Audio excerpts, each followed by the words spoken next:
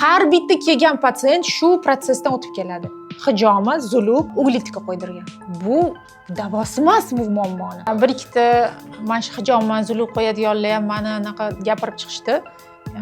Hamma o'zini ishini qilsin deb. Lekin men как dermatolog sifatida men umuman buni maslahat bermayman. Organizmimiz shunaqangi mukammal yaratilganki, har bittasi bir-biriga bog'liq holda obnovleniya bilan, yangilanish bilan har kuni kechadi. Oddiy terining qavati, epidermis qavati har kuni po'st tashigandek, xuddi bizga ko'rinmagandek oppoqlanib to'kilib tushadi.